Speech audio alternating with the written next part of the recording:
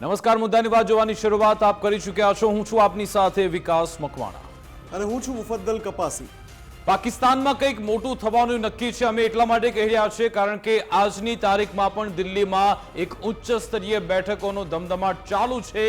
હમણાં જ થોડી મિનિટો પહેલા જ પ્રધાનમંત્રી મોદીએ એક રિવ્યુ મીટિંગ યોજી હતી, જેમાં કેન્દ્રીય ગૃહમંત્રી અમિત શાહ પણ હતા, NSA અજીત ડોવાલ પણ હતા, વિદેશ મંત્રી એસ જયશંકર પણ હતા। આ બેઠક પત્યા બાદ પ્રધાનમંત્રી મોદી અને કેન્દ્રીય ગૃહમંત્રી અમિત શાહે પણ એક 1-to-1 બેઠક યોજી છે, અત્યારે ચાલી જ રહી છે। આ બધાની વચ્ચે રક્ષા મંત્રી રાજનાથસિંહ 2 દિવસીય ગુજરાતની મુલાકાતે આવ્યા છે। આજે રક્ષા મંત્રી રાજનાથસિંહ ભુજ એરબેઝ પહોંચ્યા હતા। આ એ જ ભુજ એરબેઝ છે કે જેણે અહીંયા પણ એ નાપાકે દાવો કર્યો હતો કે અમે આ ભુજ એરબેઝ તોડી પાડ્યું છે। જો કે ફરી એકવાર એ જૂઠાણાનો પર્દાફાશ આજે ભારતે કર્યો છે, અને સાથે સાથે આજે આપણા રક્ષા મંત્રી રાજનાથસિંહે કહ્યું કે ઓપરેશન સિંદૂર ફક્ત એક ટ્રેલર છે, પિક્ચર હજુ તો બાકી છે। તમે વિચારો, આ ટ્રેલરમાં આપણે આતંકિસ્તાનના 9 ઠેકાણા તબાહ કર્યા, 100 આતંકવાદીઓને ફૂંકી માર્યા હતા, પાકિસ્તાનના 11 એરબેઝને ઉડાવી દીધા, પાકિસ્તાનની જે ડિફેન્સ સિસ્ટમ છે એને ઉડાવી દીધી, પાકિસ્તાનની મિસાઇલો, ચાઇનીઝ મિસાઇલો, ડ્રોન બધું જ તોડી પાડ્યું, અને 20% પાકિસ્તાનના એ સૈન્ય ઠેકાણા છે એનું ઇન્ફ્રાસ્ટ્રક્ચર તૂટી ગયું છે। અને જો આ ટ્રેલર હોય તો પછી પિક્ચર કેવું હશે? હજુ તો ભારતે પોતાની ઇન્ડિયન આર્મી અને ઇન્ડિયન નેવીને એક્ટિવ કરી જ નહોતી, એવી સ્થિતિમાં જો આવું ટ્રેલર હોય તો પછી પિક્ચર કેવું હશે? એ જ વિચારીને પાકિસ્તાનને દિવસે તારા જોવા મળી રહ્યા છે। અને આજે રક્ષામંત્રી રાજનાથસિંહે એવું પણ કહ્યું કે આપણી BrahMos missile, made in India BrahMos missile, કે જેણે પાકિસ્તાનને રાત્રે અજવાળું કરી નાખ્યું હતું। જી હા, રાત્રે એમને ઉજાસ જોવા મળ્યો હતો, કારણ કે આપણી બ્રહ્મોસ મિસાઇલ ત્યાં પહોંચી હતી, એના કારણે પણ પાકિસ્તાન અત્યારે ફફડી રહ્યું છે। બીજી સૌથી મહત્વની બાબત, રક્ષામંત્રી રાજનાથસિંહે આજે એ પણ કહ્યું હતું કે આ ઇન્ટરનેશનલ મોનિટરી ફંડ કે જે પાકિસ્તાનને પૈસા આપે છે એ પૈસા આપવાનું બંધ કરે, કારણ કે આ પૈસાનો ઉપયોગ ભ્રષ્ટાચાર માટે થાય છે, ટેરર ફંડિંગ માટે થાય છે। અને બીજી વાર આજે રક્ષામંત્રીએ એ મુદ્દો પણ ઉઠાવ્યો કે પાકિસ્તાનના હાથમાં રહેલા જે પરમાણુ હથિયાર છે એને પણ જપ્ત કરી લો, કારણ કે પાકિસ્તાન એક રોગ નેશન છે। આ તો ચાલી રહ્યું છે, પરંતુ સાથે સાથે ભારતે એક ડિપ્લોમેટિક ચેનલ પણ શરૂ કરી છે અફઘાનિસ્તાન સાથે। પણ આપણે એમ તો એની સરકારને માન્યતા નથી આપી, પરંતુ પહેલીવાર આપણા વિદેશ મંત્રીએ અફઘાનિસ્તાનના મંત્રી સાથે વાતચીત કરી છે, અને ફરી એકવાર પાકિસ્તાનના જૂઠાણાનો પર્દાફાશ આપણે કર્યો છે।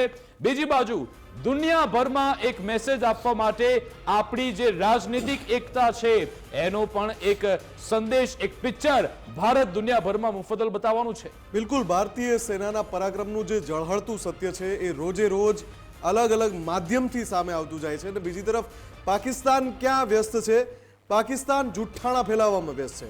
પાકિસ્તાનના નાયબ વડાપ્રધાન ત્યાંની સંસદમાં જૂઠાણું ફેલાવે, અને ત્યાંની મીડિયાનું એક સૌથી મોટું નામ ધ ડોન, એને એ જૂઠાણાનો પર્દાફાશ કરે। એનાથી વધારે વિકટ પરિસ્થિતિ બીજી કઈ હોઈ શકે પાકિસ્તાનની? પાકિસ્તાનના નાયબ વડાપ્રધાન ઇશાક ડાર સંસદની અંદર કે ભાઈ પાકિસ્તાનની જે એરફોર્સ છે ને એ આકાશની મહારાજા છે, આવું ધ ટેલિગ્રાફે છાપ્યું છે। હવે ધ ટેલિગ્રાફનો જે રિપોર્ટ છે એનો ફેક્ટ ચેક ત્યાંનું જ મીડિયા કરે છે, અને કહે છે કે ભાઈ આ તો ફેક તસવીર છે, AI થી જનરેટેડ તસવીર છે, અને સ્પષ્ટ કોઈ સામાન્ય ભણેલો માણસ હોય એને પણ ખબર પડે એટલી બધી સ્પેલિંગ મિસ્ટેક પણ છે એ તસવીરમાં। હું બતાવીશ તમને એ તસવીર પછી। પણ આ પાકિસ્તાનની સ્થિતિ છે। અને બીજી તરફ ભારત લગાતાર, પહેલા DGMO સ્તરની પ્રેસ કોન્ફરન્સ થાય, સેનાના વડા લેવલથી કહેવામાં આવે, મંત્રી તરફથી કહેવામાં આવે, અને ખુદ વડાપ્રધાન પોતે કહે કે પિક્ચર અભી બાકી હૈ। વારંવાર આ વાત કહેવામાં આવે છે કે ઓપરેશન સિંદૂર હજુ પૂરું નથી થયું, ચાલુ છે। વિકાસ, એવું લાગે છે કે એક રિમાઇન્ડર એક સેટ કરેલું છે કે રોજ એક કોઈ નેતા અથવા એક કોઈ ચહેરો સામે આવે અને કહે કે પિક્ચર અભી બાકી હૈ, જે ઓપરેશન સિંદૂર છે પૂરું નથી થયું। પાકિસ્તાનને સ્ટર્ન મેસેજ છે મુફદ્દલ, આપણે રોજે રોજ પાકિસ્તાનને યાદ અપાવીએ છીએ કે 22 એપ્રિલ પહેલગામનું જે તમે એ દુષ્કૃત્ય કર્યું, તમે જે હિમાકત ચેષ્ટા કરી હતી ભારત વિરોધી, એ તમારી સૌથી મોટી ઇતિહાસની ભૂલ છે અને એટલા માટે જ તમારું નામો નિશાન પતવા જઈ રહ્યું છે. પહેલા આપણે પાણી બંધ કર્યું અને રોજે રોજ આપણે વિઝ્યુઅલ રિલીઝ કરીએ છીએ કે કેવા એ ડેમના દરવાજા બંધ છે. એ પછી જે પણ નદીઓના પાણી છે પાકિસ્તાન સુધી નથી પહોંચવાના, એ રોજે રોજ આપણે યાદ કરાવીએ છીએ અને એટલા માટે જ રોજે રોજ પાકિસ્તાન રડી રહ્યું છે. બીજી સૌથી મહત્વની બાબત, પાકિસ્તાનને આર્થિક ફટકો કેવી રીતે પડે, એના દુશ્મનને આર્થિક ફટકો કેવી રીતે પડે, એ પણ તૈયારી ભારત કરી રહ્યું છે. ત્રીજી સૌથી મહત્વની બાબત, પાકિસ્તાનને હવે કહી દેવામાં આવ્યું છે કે કાશ્મીર વિશે કોઈ વાતચીત નહીં કરીએ, અમે POK વિશે જ વાતચીત કરીશું.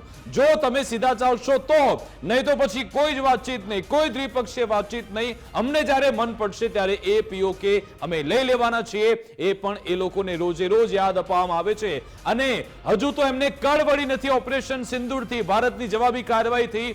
રોજે રોજ આપણે કહી રહ્યા છીએ કે ટ્રેલર છે ફક્ત, આ તો ફક્ત ટ્રેલર છે અને આ ટ્રેલર જ્યારે પતશે પછી પિક્ચર શરૂ થશે ત્યારે પાકિસ્તાનની કેવી હાલત થવાની છે એ પણ તમને અમે બતાવવાના છીએ. બીજી બાજુ જે પ્રધાનમંત્રી મોદીના નિવાસ સ્થાને બેઠક મળી હતી, બેઠક અત્યારે પૂર્ણ થઈ છે. આ બેઠકમાં કેન્દ્રીય ગૃહમંત્રી અમિત શાહ, વિદેશ મંત્રી એસ જયશંકર અને એસ અજીત ડોવાલ પણ ઉપસ્થિત હતા અને આ બેઠક અત્યારે પૂર્ણ થઈ ચૂકી છે. ખૂબ જ મહત્વની આ બેઠક રહી છે અને લગભગ 1.5 કલાક કરતા વધારે સમય સુધી આ બેઠક ચાલી હતી. જે આ બેઠક અત્યારે પૂર્ણ થઈ ચૂકી છે અને એક બાદ એક 1-to-1 બેઠકો પણ થવા રહી છે. એટલા માટે જ અમે કહી રહ્યા છીએ કંઈક મોટું ચોક્કસથી પાકિસ્તાનને લઈ થવા જવાનું છે, કારણ કે આ પાકિસ્તાન સુધરવા તૈયાર નથી. ગઈકાલે પાકિસ્તાનના જે DSPR છે અશરફ ચૌધરી, એમણે ફરી એકવાર કાશ્મીર રાગ આલાપ્યો છે અને એવું કહેતા જોવા મળ્યા કે આ મુદ્દો ભારત પાકિસ્તાન નહીં પરંતુ ભારત પાકિસ્તાન ચાઇનાનો છે. ચાઇનાને પણ આ લોકો અંદર ઇન્ટ્રોડ્યુસ કરવા માંગે છે. એ CCS ની બેઠકમાં પણ ચર્ચા થઈ હતી અને આજે વધુ એક મહત્વની બેઠક મળી. પાકિસ્તાનને ચારે મોરચેથી ઘેરવાનો પ્રયત્ન પણ થઈ રહ્યો છે. હવે આગળ શું થશે તેના પર નજર હશે, પરંતુ રક્ષા મંત્રી રાજનાથસિંહ આજે કેવી રીતે પાકિસ્તાનને કહ્યું કે તમને રાત્રે મેં અજવાળું કરી મૂક્યું હતું અને તમને જે દિવસે તારા બતાવવાની વાત કરી હતી, આપણા જે સેનાના જવાનો છે, આપણી જે મોડર્ન એર ડિફેન્સ સિસ્ટમ છે, કેવી રીતે પાકિસ્તાનને પાઠ ભણાવ્યો હતો. રક્ષા મંત્રી જ્યારે રાજનાથસિંહ આજે ભુજ એરબેઝ પહોંચ્યા હતા, એના વિઝ્યુઅલ પણ આપણે જોઈશું કેવી રીતે એમણે સેનાના જવાનોનો હોંસલો વધાર્યો, ઉત્સાહ વધાર્યો હતો. એરફોર્સના જવાનો સાથે એમણે મીટિંગ કરી હતી. આ બે તફાવત છે. પાકિસ્તાનના રક્ષા મંત્રી ખ્વાજા આસિફ ફક્ત અને ફક્ત મીડિયામાં, સોશિયલ મીડિયામાં દેખાય છે.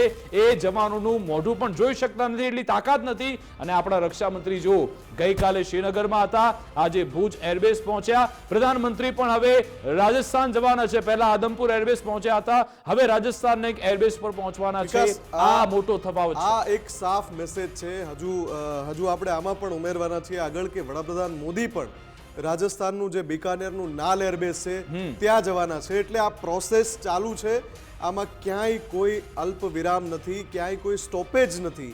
આ સતત ચાલતી પ્રક્રિયા એટલા માટે છે કે તમે જો આજે પણ બેઠક થઈ, આજે પણ ચર્ચા થઈ, એટલે દેશવાસીની નજર જ્યારે આ મુદ્દા પર છે ત્યારે સામે પક્ષે સરકાર અને સેના બંને તરફથી જે કામગીરી થઈ રહી છે એનાથી પાકિસ્તાનમાં આકરો સંદેશ જઈ રહ્યો છે.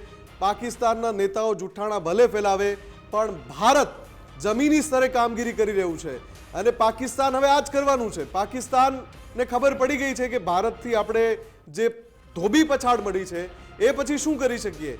તો એમની પાસે જે વિકલ્પ બચી રહ્યા છે એ વિકલ્પ, તમે કહ્યું હમણાં ચીનને ઇન્ડક્ટ કરી રહ્યા છે. ચીનને એટલે લાવી રહ્યા છે વચ્ચે કે એમને ખબર છે કે હવે કોઈ ઢાલ શોધવી પડશે. બીજી તરફ મારે વાત એ કરવી છે વિકાસ કે પાકિસ્તાનના એક જર્નલિસ્ટનો વિડીયો વાયરલ થયો છે.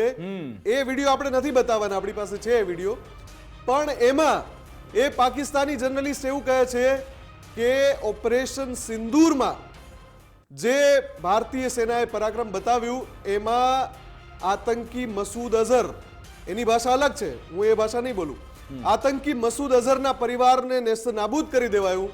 એટલે આતંકી મસૂદ અઝહરે જંગનું એલાન કર્યું છે ભારત વિરુદ્ધ. અને મસૂદ અઝહરનું સ્લીપર સેલ ભારતમાં મોજૂદ છે એને એક્ટિવ કરી દીધું છે મસૂદ અઝહરે, એટલે ભારત પર ગમે ત્યારે હુમલો થઈ શકે છે, આતંકી હુમલો, એવું આ નાપાક શખ્સ કહે છે. હવે માણસને ખબર નથી કે જો ભારત પર કોઈ આતંકી હિમાકત થઈ તો ભારત એને એક્ટ ઓફ વોર ગણવાનું છે. અને એટલે જ આ બેઠકોના સિલસિલા ચાલી રહ્યા છે, કેમ કે કોઈ પણ ગતિવિધિ જમ્મુ કાશ્મીરમાં પણ આપણે જોઈએ છીએ કે સેના સતત ઓપરેશન ચલાવી રહી છે. આજે પણ સેનાની પ્રેસ કોન્ફરન્સ હતી જમ્મુ કાશ્મીરના ઓપરેશનને લઈને. જી, તો એટલા માટે જ કે અમે રોકી રહ્યા છીએ, પણ જો ક્યાંક એવું ગઈકાલે થયું, જ મુફદ્દલ ગઈકાલે જ આપણા વિદેશ મંત્રી કહ્યું હતું એસ જયશંકરજીએ કે અમે જ્યારે ઓપરેશન સિંદૂર લોન્ચ કર્યું એ પહેલા પાકિસ્તાન આર્મીને કીધું હતું કે અમે ફક્ત આતંકી સાઇટ્સને તેને નિશાન બનાવી રહ્યા છે, તમે ચૂપ રહેજો. અમે એ લોકોને એ સલાહ આપી હતી, પરંતુ એમણે સલાહ ન માનીને પછી એમની શું હાલત થઈ, આપણે રાવલપિંડી સુધી પહોંચી ગયા, એ પણ LOC પાર કર્યા વિના. જો ફરી એકવાર ચેષ્ટા કરી તો પછી શું થવાનું છે? હવે તો સમાચાર એ પણ મળ્યા બદલ કે આ લોકો પોતાનું હેડક્વાર્ટર પણ બદલી રહ્યા છે, આ લોકો પોતાના જે અડ્ડાઓ છે બદલી રહ્યા છે, કારણ કે એમને ખબર પડી ગઈ છે કે આ લોકો એક્સપોઝ થઈ ચૂક્યા છે. પરંતુ આજની સૌથી મોટી હેડલાઇન એ છે, રક્ષા મંત્રી રાજનાથસિંહ ગુજરાતની ધરતી પર આવી પાકિસ્તાનને મેસેજ એ આપે છે કે આ તો ફક્ત ટ્રેલર છે, પિક્ચર હજુ બાકી છે. રક્ષા મંત્રી રાજનાથસિંહે કેવો હુંકાર ભર્યો, શું કહેવામાં આવ્યું, આજે પાકિસ્તાનને કેવો કડક સંદેશ મળ્યો અને આપણા સેનાના જવાનોનો કેવો ઉત્સાહ વધાર્યો, એ સાંભળી લઈએ.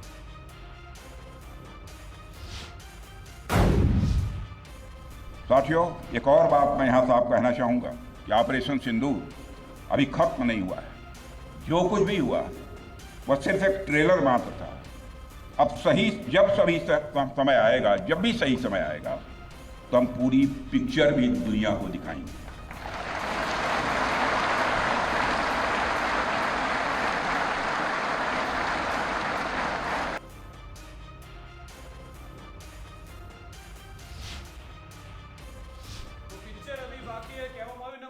પરંતુ આજે રાજનાથસિંહે જોરદાર આ લોકોને ફટકાબાજી એવી કરી છે, ફિલ્મી અંદાજમાં કહેવામાં આવ્યું હતું કે અમે તો જ્યાં સુધી નાસ્તો પૂરો કરીએ ત્યાં સુધીમાં તો આપણા જવાનોએ એ લોકોનો ખાત્મો પણ કરી નાખ્યો હતો. 23 મિનિટમાં ખાત્મો બોલાવી દીધો હતો. સાથે એમ પણ કહ્યું, જે ડાયલોગ છે કે પાકિસ્તાન જ્યાં ઊભું રહે છે ત્યાંથી ભીખ માંગવાની એક લાઈન શરૂ થાય છે. આ પણ આજે રક્ષા મંત્રી રાજનાથસિંહે કહ્યું હતું. સાથે એમ પણ કહ્યું કે જે ઇન્ટરનેશનલ એજન્સી છે, એટોમિક એજન્સી, એને પણ ધ્યાન રાખવું પડશે કે આ જે પરમાણુ હથિયાર છે એને જપ્ત કરી લો, કારણ કે એ યોગ્ય હાથોમાં નથી. આજે બીજો મોટો ખુલાસો એ પણ થયો કે ઓપરેશન સિંદૂર આપણે જે ચલાવ્યું, આપણા DRDOએ એક એવું એરક્રાફ્ટ બનાવ્યું કે જે વિધાઉટ પાયલોટ એ ચાલે છે, અને પાકિસ્તાનને એવી રીતે ચકમો આપવામાં આવ્યો કે આપણે પહેલા એ નોન પાયલોટ જે એરક્રાફ્ટ ત્યાં ચલાવ્યું, અને પછી આપણને ખબર પડી ગઈ ક્યાં એર ડિફેન્સ સિસ્ટમ છે, ક્યાં રડાર છે, પછી આપણે હુમલો કર્યો હતો. અને બીજો જે હુમલો થયો એ મેડ ઇન ઇન્ડિયા બ્રહ્મોસ મિસાઇલથી થયો હતો. એક સાથે 15 બ્રહ્મોસ મિસાઇલ દાગવામાં આવી, તેના કારણે પાકિસ્તાનના જે એરબેઝ છે તાર થઈ ગયા. રક્ષામંત્રીએ તો કહ્યું જ, સાથે પાકિસ્તાનના જે પૂર્વ એર માર્શલ છે એમણે પણ સ્વીકાર કર્યો કે ધાય કરીને 4 બ્રહ્મોસ મિસાઇલ અમારા પર તૂટી હતી અને એક હેંગર સુધી પણ બ્રહ્મોસ મિસાઇલ પહોંચી હતી. પહેલા રક્ષામંત્રીએ આખરે બ્રહ્મોસ મિસાઇલને લઈ શું કહ્યું એ સાંભળી લઈએ. यह संदेश है कि अब भारत केवल विदेशों से इंपोर्ट किए गए हथियारों और प्लेटफॉर्म्स पर ही निर्भर नहीं है, बल्कि भारत में बने अस्त्र और शस्त्र भी हमारी सैन्य शक्ति का अब हिस्सा बन चुके हैं. अब भारत में बने और भारतीय हथियारों से बने हथियार भी अचूक और अभेद्य हैं. यह पूरे विश्व ने देख लिया है. ब्रह्मोस मिसाइल की ताकत को तो पाकिस्तान ने खुद स्वीकार कर लिया है. हमारे देश में एक कहावत काफी पुरानी है और वह है दिन में तारे दिखना.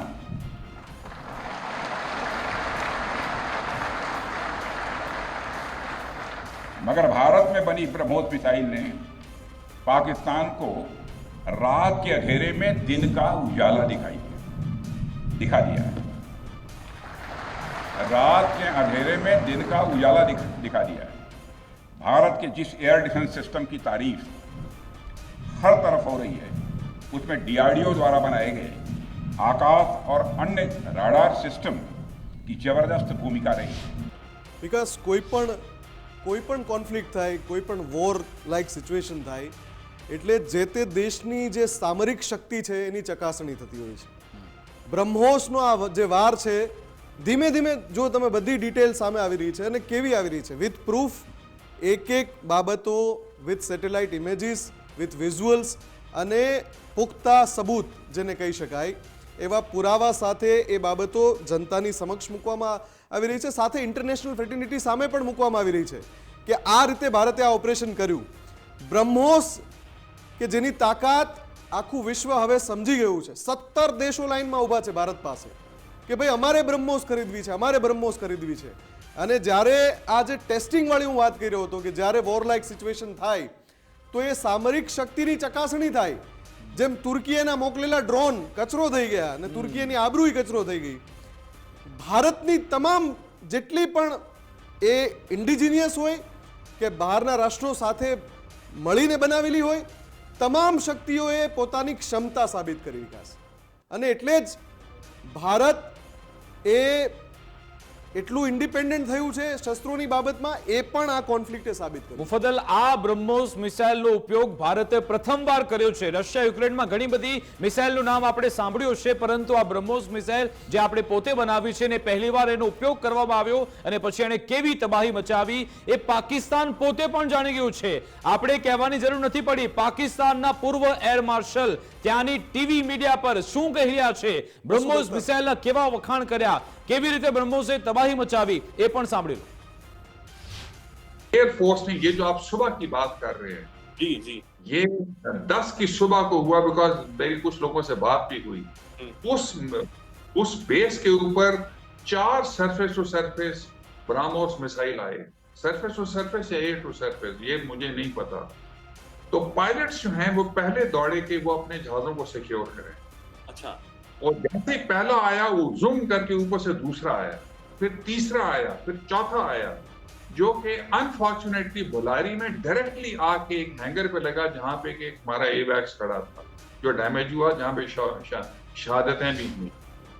તો તમે સાંભળ્યું કે જે એમની જે સિસ્ટમ છે આઉકાસ એરક્રાફ્ટ એને પણ આપણે તોડી પાડ્યું, એટલે 1000 કરોડનું સીધું નુકસાન તો એ લોકોએ ઓન કેમેરા સ્વીકારી લીધું છે. આવું તો ઘણું બધું નુકસાન આપણે પહોંચાડ્યું છે. ધીમે ધીમે બધું બહાર આવશે અને આજે એમના જે વિદેશ મંત્રી એ પણ એક્સપોઝ થઈ ગયા, પ્રધાનમંત્રી પણ એક્સપોઝ થયા, રક્ષા મંત્રી પણ એક્સપોઝ થયા, એના જે સેના જનરલ છે એ પણ એક્સપોઝ થયા છે. ઘણા બધા આયામ છે, ઘણી બધી ગતિવિધિ થઈ રહી છે. શું ભારત કંઈક હવે બીજું મોટું કરવા જઈ રહ્યું છે? આ અંગે આપણે ચર્ચા કરીશું. આપણી સાથે ગેસ્ટ જોડાઈ ગયા છે ડિફેન્સ એક્સપર્ટ હિરેન કોટકજી. હિરેનભાઈ, આપનું ગુજરાત ફર્સ્ટમાં સ્વાગત છે અને થોડી મિનિટો બાદ મનન ભટ્ટજી પણ આપણી સાથે જોડાશે, એમની સાથે પણ વાર્તાલાપ કરીશું. તો હિરેનજી, આપણે તો કોઈ પુરાવા આપવાની જરૂર નથી. પાકિસ્તાનના જે પૂર્વ અધિકારીઓ છે પણ સ્વીકારે છે, એનું જે મીડિયા છે પોતે એક્સપોઝ કરે છે એમના વિદેશ મંત્રીને કે ભાઈ હવે તો સુધરી જાઓ, હવે તો પાછા પડો. કેટલા જૂઠ બોલશો? બિલકુલ સાચી વાત છે વિકાસ. આપણે 11 મેના રોજ જે સુભાષ રાજીવ ઘઈજીએ જે પ્રકારે બહુ સ્પષ્ટ નિવેદન કરેલું હતું કે હજુ પણ જરૂર પડીએ અમે 21 આતંકવાદી ઠેકાણાઓને નષ્ટ કરીશું, જરૂર પડી આ કરીશું. આપણે જ્યારે સીઝ ફાયરની વાતમાં આપણે જ્યારે સૂર પુરાવ્યો, એમણે પણ સીઝ ફાયરની વાતમાં સૂર પુરાવ્યો, પરંતુ આપને યાદ હશે કે સેમ ડે સેમ નાઇટ જે પ્રકારે ડ્રોન હુમલાઓ પણ થયા, જે કન્ફર્મ ન્યૂઝ આવતા કદાચ સમય લાગે, પરંતુ જે પ્રકારે દ્રશ્યો મીડિયા બતાવ્યા હતા એ મુજબ એ દ્રશ્યો છે એ જે તે દિવસની ટાઈમ ફ્રેમ સાથે હતા. એટલે જ્યારે આપણે બહુ સ્પષ્ટ શબ્દમાં કહેલું હતું કે હવે એક પણ હુમલો છે એ પાકિસ્તાનને સંપૂર્ણપણે નાશ કરવા માટે પૂરતો થઈ રહેશે, આ પ્રકારનો એક સૂર ઉચ્ચારેલો. આપણી નેતાગીરીએ, ખાસ કરીને ભારતીય સેનાએ, ડીજીએમઓએ બહુ સ્પષ્ટ શબ્દમાં આ વાત કરેલી હતી. આપણે જ્યારે પણ પાકિસ્તાને વિશ્વમાં એવું કહેવાની કોશિશ કરી કે અમે ભારતમાં પણ નુકસાન પહોંચાડ્યું છે, તો જે સ્થળોનો એમણે ઉલ્લેખ કર્યો એ તમામ સ્થળોએ પ્રધાનમંત્રી ખુદ, રક્ષામંત્રી ખુદ બધા જ રૂબરૂ જઈ અને એ સ્થળનો વિડીયો બતાવી રહ્યા છે ટાઈમ ફ્રેમ સાથે. આ બહુ મહત્વની અગત્યની બાબત છે. અને વિશ્વમાં માત્ર જે રીતે કપાસીજીએ કહ્યું એ મુજબ તુર્કીની આબરૂનું ધોવાણ જ નથી થયું, એની આર્થિક સ્થિતિનું પણ ધોવાણ થયું છે અને થવાનું શરૂ થઈ ગયું છે. આ ભારતની એકતાના દર્શન કરાવે છે અને હવે ભવિષ્યમાં કોઈ પણ પ્રકારની ગુસ્તાખી છે એ પાકિસ્તાન માટે ખરેખર મોંઘી પડશે. બીજી મહત્વની બાબત, ખાસ કરીને જ્યારે પાકિસ્તાન એમ કહી રહ્યું હોય કે અમારે ત્યાં હાફિઝ સઈદ છે એના પરિવારને નુકસાન થયું, તો એ અધિકૃત ચેનલ ઉપરથી કહે છે અને પેલા આતંકવાદીઓના જે પ્રકારે સબને દફનાવવામાં આવી રહ્યા હતા ત્યારે જે રીતે સેનાના પાકિસ્તાની સેનાના અધિકારીઓ ત્યાં હાજર હતા એ પણ દર્શાવે છે કે આતંકવાદ છે એ સ્ટેટ સ્પોન્સર છે. આ મેસેજ વિશ્વમાં બહુ જ સારી રીતે બહુ જ મજબૂતાઈથી ગયો છે અને કદાચ એના જ કારણે અમેરિકાએ પણ બહુ સ્પષ્ટ શબ્દમાં પાકિસ્તાનને ચેતવણી આપી કે ભારતના હુમલાનો જવાબ આપવાની કોશિશ પણ ન કરતા. બ્રિટનના ઋષિ સુનકે પણ બહુ સ્પષ્ટ શબ્દમાં આપણું સમર્થન કર્યું છે અને અમેરિકાને આપણે સ્પષ્ટ શબ્દમાં કહી દીધું છે કે મધ્યસ્થીની અમારે કોઈ જરૂર નથી. આ મુદ્દો દ્વિપક્ષી છે અને માત્ર અમે અમારા આંગણે અમારા આતંકવાદને પોષવાના નથી. UN ચાર્ટર મુજબ અમારે અધિકાર છે અને અમે એ અધિકારનો ઉપયોગ કરી રહ્યા છીએ માત્ર. ઓકે, હવે જે પાકિસ્તાનના જે એક પત્રકાર છે ઇમરાન રિયાઝ ખાન, આમ તો એમની જબાન બહુ ઝેરીલી છે, પણ જ્યારે થોડી ઘણી પત્રકારિતા બચી હશે તો એમણે જે શહેબાઝ શરીફની ઝાટકણી કાઢી છે, એ વિડીયો આપણી પાસે આવી ગયો હોય PCR ટીમ, તો એ વિડીયો બતાવો છે જેમાં ઇમરાન રિયાઝ ખાન કઈ રીતે એક્સપોઝ કરી રહ્યા છે એના પ્રધાનમંત્રી શહેબાઝ શરીફને, અને કઈ રીતે વારંવાર એ શહેબાઝ શરીફને કુટેવ છે. કુટેવ એવી છે કે જ્યારે પણ એ એકવાર બ્રેકિંગ પણ પ્લે કરી દો કે જ્યારે પણ પાકિસ્તાનને કોઈ પછડાટ મળે, પાકિસ્તાનને કોઈ હાર મળે, પાકિસ્તાનને કોઈ નાલેશી ભોગવવાની આવે ત્યારે આ શહેબાઝ શરીફ જઈને આખા રાષ્ટ્રને મુબારકબાદ આપી દે છે. એટલે આ એની આદત છે. અને આવું એણે હમણાં રિસેન્ટલી જે પેલી જાફર એક્સપ્રેસ હાઈજેક થઈ ગઈ ને ત્યારે પણ એ પછી જ્યારે આખા વિશ્વમાં એની પેલી થઈ ગઈ કે એટલે આમાં મુફદ્દલ જે ઇમરાન ખાન પહેલા હતા એવું કહેતા હતા કે આપને સબસે પહેલે ઘબરાના નહીં હે, હવે આ એવું કે છે મુબારકબાદ, આ એ રીતનું એમનું તકલ્લુફ લાગી રહ્યું છે. એકવાર એ શું વિડીયો છે એ સાંભળી લઈએ. भारत ने जो करना था वो किया है, उसने पाकिस्तान के अंदर आगे टारगेट किया है और उन्होंने कामयाब हमला किया. अब शहबाज शरीफ की ये आदत है कि ये जब भी नाकाम होते हैं ना ये मुबारकबाद दे देते हैं. जाफर एक्सप्रेस का बदतरीन इंसिडेंट पाकिस्तान के अंदर होता है, इंटेलिजेंस की बदतरीन फेलियर होती है और ये आदमी बाद में ऑपरेशन के बाद मुबारकबाद दे रहा होता है. अंदाजा करें आप, इतनी जानी नुकसान हो जाता है, इतना पाकिस्तानियों का नुकसान होता है और ये उसके बाद मुबारकबाद दे रहा होता है. आपका DG ISPR क्या कह रहा है वो टोटल डिफरेंट स्टेटमेंट है. वजीर आज़म मुबारकबाद नहीं दे रहा है, आपका जो वजीर इत्तलात है वो मुबारकबाद नहीं दे रहा है. राना सनाउल्लाह ने कहा जी हमारा बदला पूरा हो गया, अब हम लड़ने नहीं चाहते. ख्वाजा आसिफ ने सीज फायर की बात कर दी, जबकि आपके DG ISPR का स्टेटमेंट है कि मासूम शहरियों के नाहक खून के आखिरी कतरे तक का मुकम्मल हिसाब लिया जाएगा. उन्होंने कहा जी हम तो अभी हिसाब लेंगे, लड़ाई तो अभी जारी है, ये तो खत्म नहीं हुई. એટલે આ હાલત છે જ્યાં પાકિસ્તાનમાં ખુદ એના જ પત્રકારો, ખુદ એનું જ મીડિયા એક્સપોઝ કરી રહ્યા છે. અને પાકિસ્તાનની જે સરકાર, ત્યાંની સંસદ, સૌથી વધારે તો મને એ સ્થિતિ હાસ્યાસ્પદ એ લાગે છે, એ કોમેડી સર્કસ છે, કોમેડી સર્કસ બની ગયું છે. સંસદની કોઈ વેલ્યુ જ નથી, ત્યાં સાંસદ અંદર ગમે તે બફાટ કરે છે, એના મંત્રી બફાટ, બધા ચૂંટાયેલા પ્રતિનિધિ છે આ પાકિસ્તાનના. એક સાંસદ એમ કે યુદ્ધ થશે તો શું કરશો, તો કે હું ઇંગ્લેન્ડ ભાગી જઈશ. એકને પૂછે તો શું કરશો, તો કે હું તો કે રડવા લાગીશ, મને નહીં મજા આવે. આજે જે આના વિદેશ મંત્રી છે, નાયબ પ્રધાનમંત્રી પણ છે, ઇશાક ડાર, એમણે એક AI જનરેટેડ ફેક ન્યૂઝ સંસદમાં બતાવી હતી કે આ તો જે અમારા યુદ્ધ જહાજો છે, વિમાનો છે, એ બધા આકાશના રાજા છે અને એમણે બધા જે રાફેલ તોડી પાડ્યા. આનો જે ખુલાસો છે ત્યાંની જે એક સમાચાર એજન્સી છે એણે કરી નાખ્યો કે સાહેબ હવે તો પાછા વળી જાઓ. બીજો મહત્વનો મામલો, જે ઘણી બધી એવી વેસ્ટર્ન મીડિયા છે એમાં ચાઇના પૈસા આપીને ઘણા બધા આર્ટિકલ છપાવે છે કે અમારા JF-17 ને રાફેલ તોડી પાડ્યા, પરંતુ એની મીડિયાએ પણ એક્સપોઝ એ કર્યો કે તમે જે કાટમાળ બતાવો છો 1984 નો છે, એમાં ડેટ લખેલી છે 1984, એ વખતે તો પહેલું રાફેલનું ટેસ્ટિંગ પણ નહોતું થયું. એટલે આ રીતે એક્સપોઝ થઈ રહ્યા છે હિરેનજી આ લોકો. પાકિસ્તાનને કોઈ પહોંચી શકે એમ નથી અને કદાચ એમાં કોઈ એવોર્ડ આપવો હોય તેને આપી શકાય. બીજી એક કદાચ રમૂજની વાત મને એ હમણાં જાણવા મળી અથવા એ મને વિચાર આવ્યો કે જે રીતે 4 યુદ્ધો પાકિસ્તાન હાર્યું છે ભારત સાથે, અન્ય કોઈ દેશો સાથે મુફદ્દલજી કે ભાઈ આપણે ક્યારેય લડ્યા નથી અને એ લોકો પાકિસ્તાને અન્ય કોઈ દેશ સાથે યુદ્ધ નથી કર્યું. તો પછી એક સવાલ થાય છે કે આ બધા પાકિસ્તાની અધિકારીઓ, જેટલા સેનાના અધિકારીઓ છે, એ બધાના શરીર ઉપર મેડલો આપ્યા કોણે? આ બહુ મહત્વનો સવાલ છે. એટલે આ લોકોએ છે ને પહેલેથી જૂઠાણાનું જ કામ કર્યું છે અને એ જૂના ભંગારને બતાવીને એમાં પણ એટલું પણ ધ્યાન નથી રાખી શકતા કે આ પ્રકારે એ 84ની ડેટ ત્યાં મેન્શન થઈ રહી છે. અને AI જનરેટેડ વિડીયો માટે ખાસ મારે કહેવું છે કે ભારતના યુવાનો છે ને એ વિશ્વમાં અમેરિકા હોય, ફ્રાન્સ હોય, બ્રિટન હોય કે અન્ય કોઈ પણ દેશ હોય, બધા વિકસિત રાષ્ટ્રોમાં મોટી સંખ્યામાં આપણા આઈટી એક્સપર્ટો છે અને એમાં પણ એઆઈ ટેકનોલોજીમાં ભારત છે એ કૂદકે ને ભૂસકે આગળ વધી રહ્યું છે. તો જે વિડીયો છે એનો એક એન્ટી વિડીયો એટલે કે એની વિશ્લેષણ કરતો વિડીયો બન્યો જેમાં 12 જમ્પ દેખાય છે. એ જે જમ્પ છે ને એ વિડીયોની ભાષામાં એને જમ્પ કહેવાય છે અને એ જમ્પમાં ક્લિયર લોકોને ખબર પડે છે. એટલે અહીંયા એ બતાવવા માંગતા હોય અમેરિકાને કે બ્રિટનને તો આ બધા દેશો સારી રીતે સમજે છે કે આ એઆઈ જનરેટેડ વિડીયો છે. પણ એ તમામ જુઠ્ઠાણાઓની સાથે જે પ્રકારે આતંકવાદીઓને પોષવાની તો વાત જવા દો, પણ આતંકવાદીઓ જ કદાચ નિર્ણય લેતા હોય પાકિસ્તાનના, એ પ્રકારની સ્થિતિ છે. એટલે જે પહેલું નિવેદન આવ્યું છે કે એમની પાસે જે પાકિસ્તાન પાસે જ્યારે ભારતે ઓપરેશન સિંદૂર કર્યું ત્યારે સેનાએ ખુદ આ કહ્યું છે પ્રેસ કોન્ફરન્સમાં કે ભારતે પહેલા જ જાણ કરી હતી કે અમે જે આતંકી ઠેકાણા છે એને ટાર્ગેટ કરવાના છીએ. એક્ઝેક્ટલી અમારું ટાર્ગેટ કોઈ સૈન્ય ઠેકાણું નથી, બિલકુલ. અમારું ટાર્ગેટ ક્યારેય સિવિલિયન નથી. તમે આમાં ઇન્ટરફિયર ના કરતા. બિલકુલ. પહેલા તો આજે વાત કરી, પછી ઓપરેશન સિંદૂર થયું અને પછી સેનાએ એમાં ઇન્ટરફિયર કર્યું.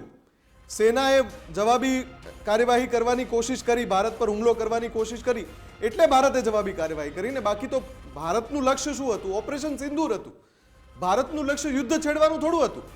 જો પાકિસ્તાનની સેનાએ કોઈ જવાબી કાર્યવાહી ના કરી હોત, કોકના ભાડુતી કે માગેલા ડ્રોન ના છોડ્યા હોત ભારતની સરહદ ઉપર, તો પછી આ થવાનું જ નહોતું જે કોન્ફ્લિક્ટ થયો એ.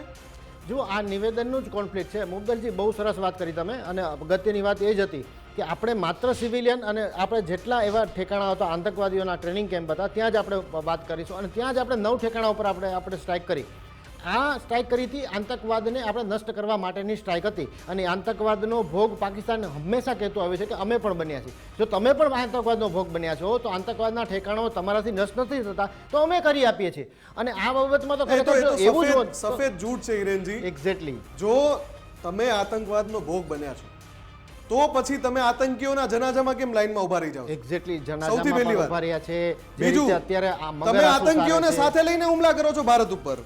અરે સાહેબ, ગઈકાલે જે રીતે આ લોકોએ કોપી કરી હતી આપણા પ્રધાનમંત્રી મોદીની, નકલમાં પણ અકલ ન વાપરી. આ લોકો પ્રધાનમંત્રી જે રીતે આદમપુર એરબેઝ પહોંચ્યા હતા, પછી આ શાહબાઝ શરીફ કે અમે પણ જઈશું, આપણે પણ વિડીયો બનાવવો પડશે, એટલે ખુલ્લા મેદાનમાં આ લોકો ઉભા રહી ગયા. કોઈ ગાર્ડન જેવો વિસ્તાર હતો ને પછી ટેન્ક રાખી દીધી, એમાં આ લોકો ઉભા રહી ગયા. એની પાછળ પણ મૌલાના મસૂદ અઝહરના જે પરિવારના લોકો મર્યા છે એના ફોટો લગાવ્યા હતા. આ બતાવે છે કે તમને કેવી સહાનુભૂતિ છે આતંકવાદીઓ સાથે.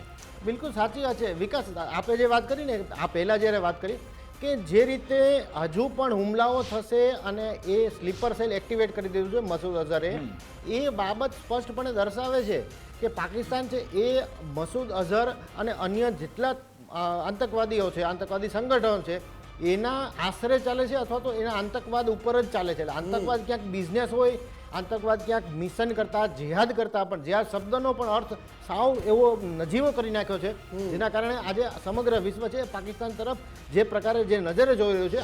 આગામી દિવસો પાકિસ્તાનના ખૂબ જ ખરાબ આવવાના છે અને ભારતને સમગ્ર વિશ્વ બહુ સારી રીતે સપોર્ટ એટલા માટે જ કરી રહ્યું છે કે ખબર છે કે આ આતંકવાદનો ભોગ ભારત બન્યું છે, આવતીકાલે આપણે પણ બનીશું.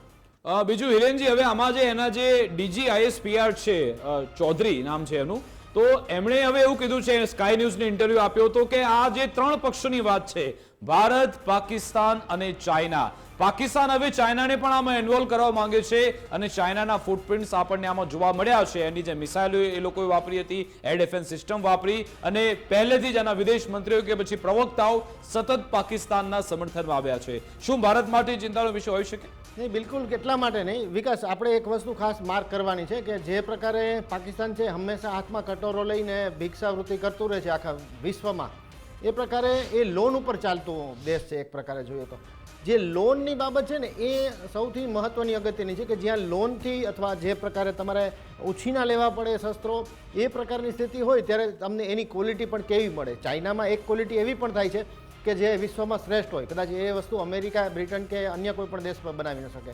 અને એક ક્વોલિટી છે એ અલગથી પાકિસ્તાન માટે રાખેલી છે અને એ સાબિત થઈ ગયું. એમની જે શસ્ત્રો હતા એ ભારત તરફ જ્યારે રવાના થયા તો એને અધવચ્ચે ક્યાંક આપણે બોર્ડર ઉપર એને તોડી પાડ્યા છે.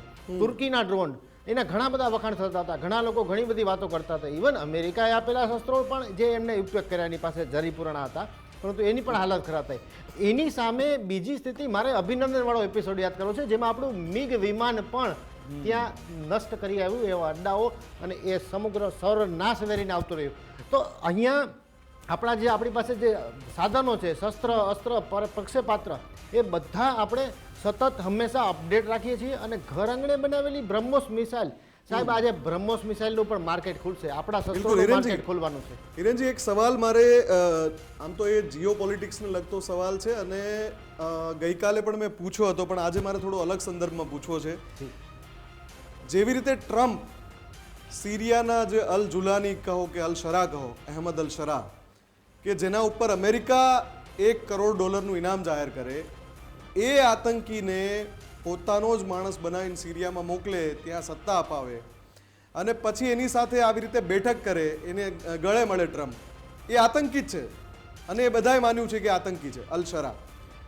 આ જે અમેરિકાની નીતિ ખાસ કરીને ટ્રમ્પના શાસનમાં જે રહી છે, કોઈ એવી સંભાવના છે કે પાકિસ્તાન જે ગૃહયુદ્ધની નજીક છે અત્યારે, ઓલરેડી બલુચિસ્તાન તો ક્લેમ કરી રહ્યું છે કે અમે અલગ થઈ જવાના છીએ અથવા તો થઈ ગયા છીએ, બરાબર, તો આ ગૃહયુદ્ધની સ્થિતિમાં કાલે ઉઠીને કોઈ મસૂદ અઝહર કે કોઈ હાફિઝ સૈયદ સાથે આ ટ્રમ્પ હાથ મિલાવી લે, આવી કોઈ સંભાવના? ના, એવું નહીં થાય. એટલા માટે કે હવે ભારતની કિંમત અને ભારતની શક્તિઓ અને ભારતનું ખાસ કરીને આપણી પાસે જે સૌથી મોટું ભારત પાસે વેપન છે ને, એ છે આપણું ટ્રેડ વેપન. એટલે કે આપણી પાસે બજાર છે, આપણી પાસે માર્કેટ છે, અને એના કારણે આ પ્રકારની પુસ્તાકી કરવાનું કામ હવે નહીં કરી શકે. પરંતુ અમેરિકાનો આ ઇતિહાસ બહુ જૂનો છે. મોદલજી, આપણે બહુ સરસ વાત કરી. ખાસ કરીને મારે યાદ કરાવવું છે આપને સિલ્વેસ્ટર સ્ટેલોનનું ફર્સ્ટ બ્લડ મૂવી અને એનો પાર્ટ 1, અને એમાં આપણે અફઘાનિસ્તાનમાંથી જ એક આતંકવાદી આવ્યો અને એણે આવી અને અમેરિકામાં ટ્વિન ટાવરને નષ્ટ કર્યા. આ સ્થિતિમાં એ જે આતંકવાદી હતો ઓસામા બિન લાદેન, એ અબોટાબાદમાં પાકિસ્તાનમાંથી જ મળે છે. પણ મારે એ મૂવી યાદ કરવાનું કારણ એ છે કે એમાં એક ડાયલોગ હતો, અને ડાયલોગ હતો કે venom of cobra and blood of Afghan. આ જે ડાયલોગ હતો ને, એ બહુ મહત્વનો હતો, અને એ જે તે વખતે એ અફઘાનીઓની કદાચ કદમપોશી કરતું હતું, અને કદાચ એમ અફઘાનીઓને તાલિબાનને ઊભું કરવામાં પણ અમેરિકાનો હાથ હતો. પરંતુ અમેરિકા પણ ત્યાર પછી 2 બહુ જ મોટી આર્થિક સંકટનો સામનો કરી ચૂક્યું છે, અને અમેરિકામાં પણ આતંકવાદનો ફેલાવો બહુ મોટા પાયે થઈ ગયો હતો, અને એને કંટ્રોલ કરવામાં મહદઅંશે અમેરિકા સફળ રહ્યું છે. ગઈકાલે એફબીઆઈના વડા કાશ પટેલે કહ્યું કે ISIS અમારા એરબેઝ પર હુમલો કરવાનો પ્રયત્ન કરી લીધો, તો અમે એ આતંકવાદીને પકડી લીધા. અમેરિકા આજ પણ એનો દંશ એને ગમે ત્યારે વાગી શકે છે જો એ ભૂલ કરે તો. પરંતુ આપણે જે હમણાં અફઘાનિસ્તાનની વાત કરી, આપણા જે વિદેશ મંત્રી છે એમણે પણ અફઘાનિસ્તાનના વિદેશ મંત્રી સાથે વાત કરી છે, અને અહીંયા પણ જુઠ્ઠાણું પાકિસ્તાન એ ફેલાવતું હતું કે પહેલગામમાં હુમલો તાલિબાનોએ કરાવ્યો છે. એ બાબત દિલ્હી પણ આજે તાલિબાને પાકિસ્તાનને સંભળાવી દીધું કે હવે ભાઈ તમે સુધરી જજો, કારણ કે પાછળ અમે બેઠા જ છીએ. બિલકુલ. અત્યારે હમણાં જે આપણે ડિપ્લોમેટિક મિટિંગો કરી છે અફઘાનિસ્તાનમાં, ખાસ કરીને જે ચર્ચાઓ થઈ છે, એ ચર્ચાઓ સ્પષ્ટપણે દર્શાવે છે કે આપણે પાકિસ્તાનને 3 તરફથી ઘેરી લીધું છે, અને એ ત્રીજી બાજુ પણ બહુ સ્પષ્ટ છે.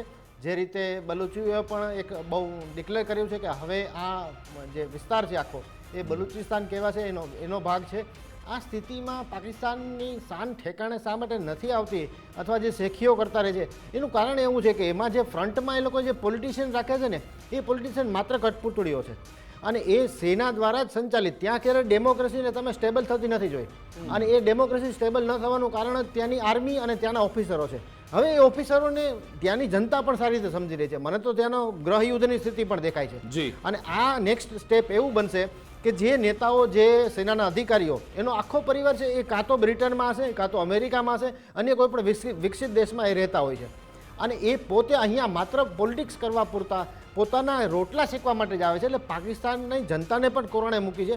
કદાચ પાકિસ્તાનની જનતામાંથી જ માત્ર પીઓકે નહીં, અન્ય સ્થળેથી પણ એવી માંગ ઉઠે કે અમારે હવે ભારતના નેજા હેઠળ જવું છે, ભારત જેમ અમને રાખે એમ રહેવું છે. આ સ્થિતિ થવાની છે, કેમ કે હવે દૂર નથી. આપણી જોડે ડિફેન્સ એક્સપર્ટ મનન ભટ્ટ પણ જોડાઈ ગયા છે. મનનજી, ગુજરાત ફર્સ્ટમાં આપનું સ્વાગત છે. પાકિસ્તાનને હજુ આપણે કેટલું ડરાવવાનું છે, કારણ કે 9 આતંકી આપણે એની સાઇટ્સ તોડી નાખી, 20% ઇન્ફ્રાસ્ટ્રક્ચર તોડ્યું, એર ડિફેન્સ સિસ્ટમ તોડી પાડી, 5 એરક્રાફ્ટ તોડી નાખ્યા, આટલું બધું નુકસાન કર્યું, 100 આતંકવાદી ફૂંકી માર્યા, અને રક્ષામંત્રી આજે ફરી કીધું કે આ તો ટ્રેલર હતું. ટ્રેલર આવું હતું તો પછી પિક્ચર કેવું હશે? અને એમાં એ વિકાસના સવાલમાં થોડું એડ કરી દઉં કે એવરી ડે એક રિમાઇન્ડર મોકલવામાં આવે છે પાકિસ્તાનને કે ઓપરેશન સિંદૂર હજુ પૂરું નથી થયું. એટલે કોઈ સંભાવના છે કે હજુ એક બહુ મોટી કાર્યવાહી થવાની છે બહુ નજીકના સમયમાં?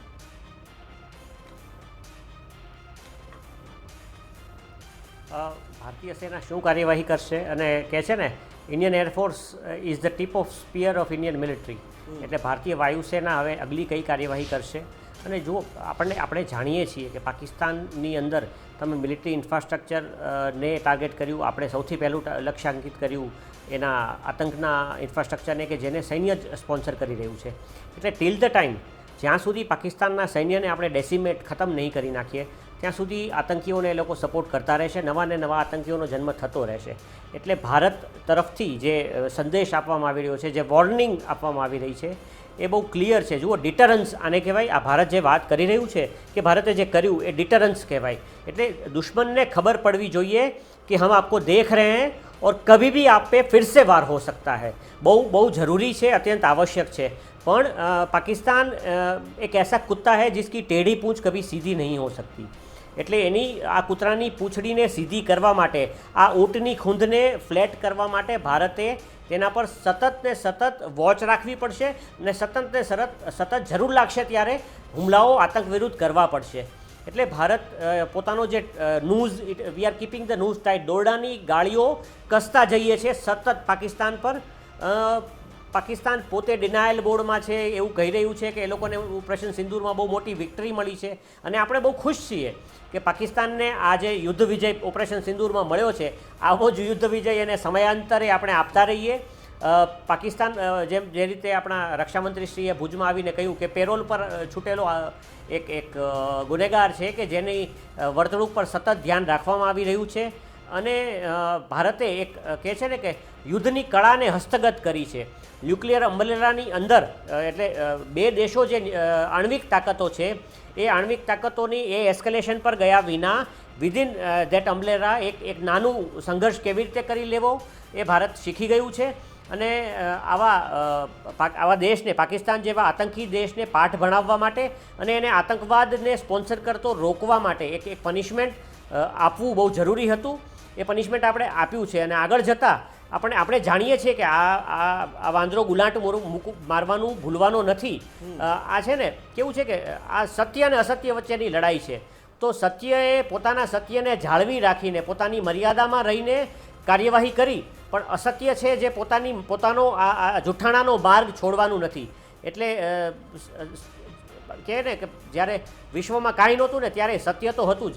એટલે સત્ય, ટ્રુથ વિલ ઓલવેઝ પ્રિવેલ. આપણે પ્રિવેલ કરીશું, પણ ક્યારે કેટલો લાંબો સંઘર્ષ આપણે કરવો પડશે એ સમય બતાવશે. આપણે કેટલાક વર્ષો સુધી કાર્યવાહીઓ ન કરી, અને સાહેબ 2008 વખતે તો જ્યારે મુંબઈની અંદર હુમલો થયો ને, મુંબઈ આતંકી હુમલો, ત્યારે તો હું વીટી સ્ટેશન પર, એટલે છત્રપતિ શિવાજી ટર્મિનસ સ્ટેશન પર પ્લેટફોર્મ નંબર જે છેલ્લું પ્લેટફોર્મ છે એના પર ગોવા જવા માટે મારા ફેમિલી સાથે નીકળ્યો હતો સાહેબ.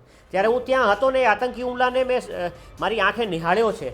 એટલે આટલું બધું થવા છતાં ભારત ડર્યા કરે, ભારત ડરા સહેમા સા દેશ, શાંતિ કી વાત કરતા દેશ, રોજ આવીને પાકિસ્તાનીઓ આતંકી ઘટનાઓનો અંજામ આપતા રહે ને આપણે કાંઈ ન કરીએ. એમાંથી ભારત બહુ આગળ આવી ચૂક્યું છે. ટેકનોલોજીકલી આપણે એડવાન્સ થયા છીએ, પણ સાથે મનની અંદર એક કહેવાય ને કે વૈશ્વિક સ્તરે લોકો વિચારતા હતા કે આ કેવો દેશ છે કે જેને મન થાય ત્યારે આતંકીઓ આવીને એને પીડાઓ આપી જાય, પણ એ દેશ રિએક્ટ નથી કરતો. હવે આ નવું ભારત છે અને વૈશ્વિક સ્તરે જે માણસો તટસ્થ છે, જે માણસો સમજે છે કે આતંકથી વિશ્વ શાંતિને કેટલો મોટો ખતરો છે, આ બધા જ રાષ્ટ્રો, આ બધા લોકો આજે ભારત છે કે જે હવે આંતરરાષ્ટ્રીય સંસ્થાઓને પણ સવાલ પૂછે છે. એ આઈએએ હોય કે પછી આઈએમએફ, રક્ષા મંત્રી રાજનાથસિંહ સતત 2 દિવસથી આ જે ન્યુક્લિયર એજન્સી છે અને પછી ઇન્ટરનેશનલ મોનિટરિંગ ફંડ બંનેને સવાલ પૂછી રહી છે કે તમે કેમ આને પૈસા આપી રહ્યા છો અને પાકિસ્તાનના હાથમાંથી પરમાણુ હથિયાર લઈ લેવા જોઈએ. શું હવે ભારત એક દબાણ બનાવવા જઈ રહ્યું છે કે આ તેને ફંડ પણ ના આપો અને પરમાણુ હથિયાર પણ લઈ લો?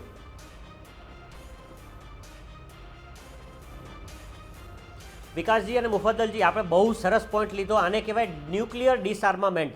પાકિસ્તાન જેવા રોગ નેશનનું, પાકિસ્તાન જો સમગ્ર વિશ્વને ખતરો છે પાકિસ્તાનના હાથમાં જ્યારે આણ્વિક શસ્ત્રો રહેલા છે ને, એ શસ્ત્રોથી.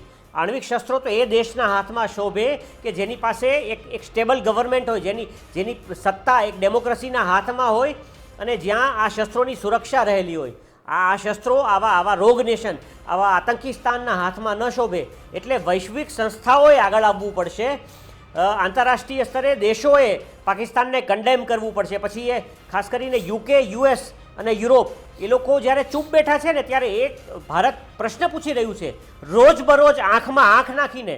એ ટ્રમ્પ કે જે કહેતા હતા કે મેં યુદ્ધ વિરામ કરે આવ્યો એ પલટી મારી ગયા. એટલે એ પલટુરામને પણ પ્રશ્ન પૂછી રહ્યું છે ભારત, અને એના નાગરિકોને પ્રશ્ન છે યુએસને, યુકેને, યુરોપને કે તમે શું કામ પાકિસ્તાનની તરફેણમાં આટલા બધા છો. એ હકીકત છે, આપણે જાણીએ છીએ કે પાકિસ્તાની ડાયસ્પોરા જેને કહેવાય, પાકિસ્તાનના વિદેશમાં વસતા લોકો એમની વિદેશી મીડિયામાં ખૂબ વધારે પહોંચ છે, એ બહુ વધારે ઘૂસપેઠ કરી ચૂક્યા છે. પણ વિદેશી મીડિયાની અંદર રિપોર્ટ્સ છપાવવાથી કે ફેક ન્યૂઝ અપાવવાથી સચ્ચાઈને જૂઠલાવી નહીં શકાય. પાકિસ્તાન આતંકી સ્થાન છે, આતંકમાં એના ડીપ સ્ટેટનો કેટલો મોટો રોલ છે અને સમગ્ર વિશ્વમાં આતંક ફેલાવવામાં એમનો શું રોલ રહ્યો છે. એમની એબોટાબાદની મિલિટરી એકેડમીથી કેવળ 10 થી 15 કિલોમીટરની અંતર પર એમનો વિશ્વનો અમેરિકાનો મોસ્ટ વોન્ટેડ આતંકી, અમેરિકાઝ મોસ્ટ વોન્ટેડ ઓસામા બિન લાદેન મળી આવ્યો. ચલો, મનનજી, અમેરિકા છતાંય પાકિસ્તાનને ન આતંકી રાષ્ટ્ર ઘોષિત કરી રહ્યું છે, ન એને ન્યુક્લિયર ડિસઆર્મ કરવા માટે, એના બધા આણ્વિક શસ્ત્રોને ખતમ કરવાની.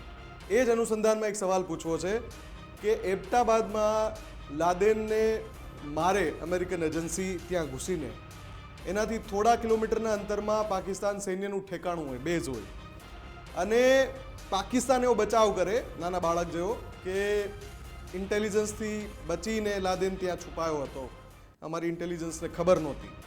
પણ હકીકત આખી દુનિયાને ખબર છે કે એ સૈન્યની રહેમ રાહે જ ત્યાં એના કવરઅપમાં જ ત્યાં એ રહેતો હતો અને પછી યુએસ અંદર ઘૂસીને મારે છે. આ પાકિસ્તાનની હકીકત હોવા છતાં આજે પણ અમેરિકા પણ એને સપોર્ટ કરે છે શસ્ત્રો વેચવાના નામે. શસ્ત્રો તો વેચે જ છે ને. સાઉદીમાં જઈને ત્યાં શસ્ત્રોની ડીલ થાય છે, કતરમાં ડીલ થાય છે, હમણાં તુર્કીએ સાથે ડીલ કરી એર ટુ એર મિસાઇલ આપવાની. એટલે આ જે રાષ્ટ્રો જેને આપણે રોગ નેશન કહી શકાય એવા રાષ્ટ્રો છે, પણ આ શસ્ત્રોનો જે ઝેરીલો વેપાર છે જેમાંથી બધાને રડી લેવું છે, તો જે પાકિસ્તાન વાળી વાત આપણે કરી રહ્યા છે કે આ રોગ નેશન ઉપર કોણ રોક મૂકશે, કેમ કે બધાને રૂપિયા દેખાય છે, શસ્ત્રોનો વેપાર દેખાય છે. મનનજી,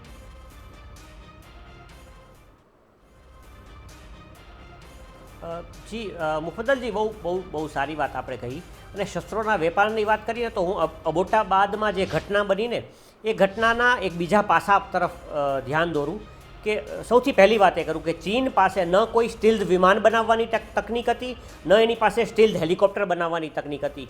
સ્ટીલ્ડ વિમાન એટલે હું વાત કરું છું કે 6ઠી અને 5મી જનરેશનના ફાઇટર એરક્રાફ્ટ, આવી કોઈ તકનીક ચીન પાસે નહોતી. પણ ચીનની માસ્ટરી હતી રિવર્સ એન્જિનિયરિંગમાં. હવે પાકિસ્તાનના અબોટાબાદની ઘટના યાદ કરીએ કે એ ઘટનામાં જ્યારે બિન લાદેનને મારવા માટે અમેરિકાએ એના 2 હેલિકોપ્ટર મોકલ્યા હતા. એમાંથી એક હેલિકોપ્ટર એનું ક્રેશ થયું એ કમ્પાઉન્ડની અંદર લેન્ડિંગ કરતી વખતે, કેમ કે કમ્પાઉન્ડ ઘણું નાનું હતું, એની દિવાલની ઊંચાઈ વધારે હતી. એ ક્રેશ થયેલું હેલિકોપ્ટરને અમેરિકી સૈનિકો ત્યાં જ મૂકીને જતા રહ્યા. They dumped it there. એ ડમ્પ થયા પછી એ હેલિકોપ્ટર ચીનમાં પહોંચ્યું અને ચીને રિવર્સ એન્જિનિયરિંગ કરીને એવા જ હેલિકોપ્ટર બનાવ્યા અને આજે એની પાસે પણ સ્ટીલ્ડ એટેક હેલિકોપ્ટર્સ છે. આવી જ રીતે અમેરિકાના ક્રેશ થયેલા પ્લેનો, અમેરિકાએ આવા તુર્કી જેવા દેશોને વેચેલા હથિયારો, પાકિસ્તાનને આપેલા હથિયારો, આ બધાનું રિવર્સ એન્જિનિયરિંગ થાય છે. અને અમેરિકી શસ્ત્રોની ડુપ્લિકેટ્સ ચાઇના બનાવે છે અને ધીમે ધીમે કરતાં એમાં એક્સેલ કરતા જાય છે. એટલે અમેરિકા આજે પોતાની કબર ખોદી રહ્યું છે અને પ્રેસિડેન્ટ ટ્રમ્પ જેવો નકામો માણસ, let me say it clearly on the air, એ માણસ કે જે ભારતની વૈશ્વિક સ્તરે ભારતનું નામ ખરાબ કરવાની વાત કરે છે, એવો પ્રેસિડેન્ટ કે જેને આછકલી ખબર મળી ગઈ કે ભારત અને પાકિસ્તાન હવે શસ્ત્ર વિરામ કરવાના છે, એ પોતે ટ્વિટર પર જઈને કે ટ્રુથ સોશિયલ પર જઈને જાહેરાત કરે છે કે મેં કરાવ્યો છે અને 4 દિવસ 5 દિવસ પછી પલટી જાય છે. તમે એક દેશ કે જેણે સામેના વિરોધી દેશને કે જે આતંકી રાષ્ટ્ર છે તેને આતંકી હુમલા પછી ઘૂંટણ પર લાવી દીધો, એ દેશની આંતરરાષ્ટ્રીય પ્રતિષ્ઠાને ખરડાવવાની કામ કરે છે. અને સમય પણ દૂર નથી જ્યારે ટ્રમ્પ એવું કહી દેશે કે કયું ભારત પાકિસ્તાન વચ્ચે કશું થયું જ નતું, મને ખબર જ નથી. કદાચ આવું પણ એ કહેશે, એ એમની એ સ્થિતિ છે. તમે જે ચાઇનાની વાત કરી, પરંતુ જે આ પાકિસ્તાનના જે છે અશરફ ચૌધરી, એણે જે વાત કરી હતી કે આ મુદ્દો, કાશ્મીરનો મુદ્દો, એમાં ભારત, પાકિસ્તાન અને ચાઇના ત્રણેય પક્ષ છે. અને બીજા સમાચાર ગઈકાલે એ પણ આવ્યા હતા કે ચાઇનાનું જે રિસર્ચ વેસલ છે ડા યાંગ યી હાઓ એ પણ હિન્દ મહાસાગર ક્ષેત્રમાં જોવા મળ્યું. ચાઇનાનો દાવો છે કે આ તો મેં ફક્ત વૈજ્ઞાનિક શોધ માટે ત્યાં મૂક્યું છે, પરંતુ શું કોઈ જાસૂસી થઈ રહી છે? શું આપણે આ બાબતે વિજિલન્ટ રહેવું જરૂરી છે?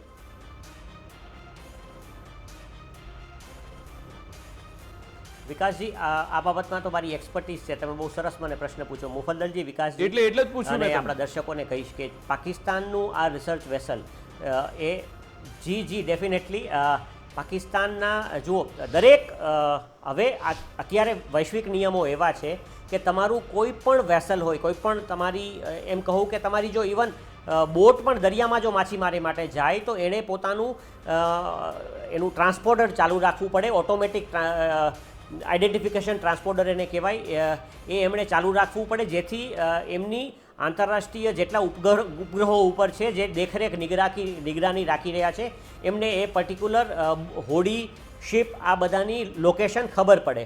હવે પાકિસ્તાનના ચાઇનાના આજે રિસર્ચ કહેવાતા રિસર્ચ વેસલ પણ હકીકતે સ્પાય શિપ્સ કે જેની અંદર એક અનમેન્ડ અંડરવોટર વ્હીકલ પણ રહેલું છે. એક એવું ડ્રોન કે જે પાણીની અંદર ગતિ કરી શકે, પોતે ઓટોમેટિક છે એટલે એની અંદર માણસને મૂકવાની જરૂર નથી એવું એમની અંદર અંડરવોટર ડ્રોન રહેલું છે કે જે પાણીની અંદરની રિસર્ચના નામે પાણીમાં ઉતરે છે. પરંતુ કેમ કે તમે સરફેસના જે વેસલ્સ છે કે જે શિપ્સ છે એની ઉપર હોડી ઉપર નજર રાખી શકો, શિપ પર નજર રાખી શકો, એરક્રાફ્ટ પર નજર રાખી શકો, પણ અંડરવોટર શું થાય છે તેની નિગરાની કરવી થોડી મુશ્કેલ છે.